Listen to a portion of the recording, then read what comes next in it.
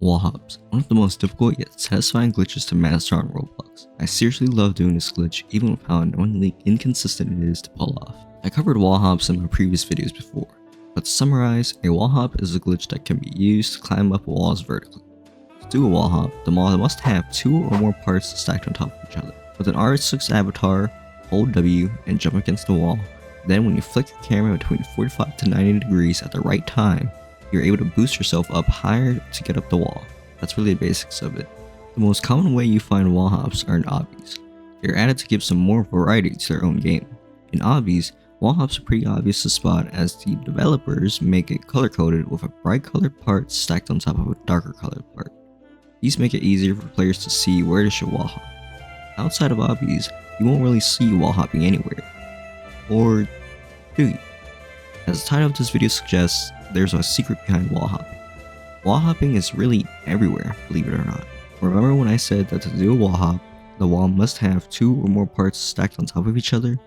Well, we can take this and apply it to almost every wall you see. I say almost because there are restrictions, of course. If the wall has parts interfering with it, such as an invisible wall or parts sticking out the wall, then it is impossible, even if the wall has a tenth of a difference in studs.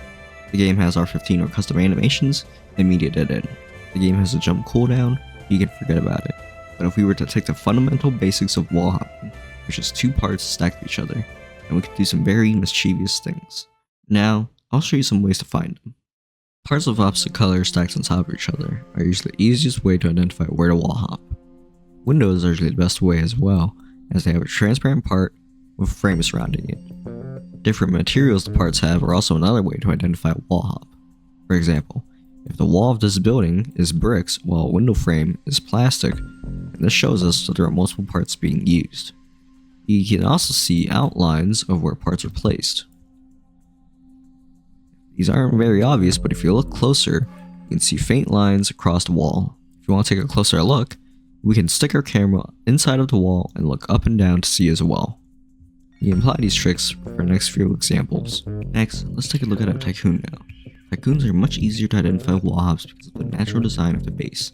You have some walls and a large window stacked up to a few floors. This design is really easy to follow in wallhop. As you can see right here, you can just wallhop up this wall. That's it. Next, let's take a look at a prison game. I'm looking right here at this wall. You can see this black frame along this door, and there's a part right here. It's one small brick part, and we can use to wallhop. But if you can see right here as well, there's also another outline of this part on top of this other part. So that means that these two are 2 different parts. Obviously, you can see right here that this texture is vertical while this one's horizontal. Same thing along with this wall right here. So that means we can just wallhop both of these parts. And then if we want to get inside this control tower, just glitch through. A lot of the times, prisons usually like to have outlines run across their walls. But for this outline here, you can actually see that this gray part is stacked on top of this other gray part, which means we can actually wallhop this and get up top. Definitely experiment with this trick. Always take in your surroundings and form your own paths. After you've practiced for a while, you'll probably just end up being like a master builder, like in the Lego movie, where you just break down the entire game by simple parts. I hope that this video was helpful and informative. I know that this trick was a little situational and niche, but I really want to share it because I just love Roblox glitches. I really can't get enough of it. Also, I know I haven't uploaded a good bit. It takes a lot of time to think about what I should make and what works. I also put in a little bit more effort this time and planned out things properly. Anyways, thanks for watching. I hope you enjoyed this video, and I'll see you all in the next one. Take care.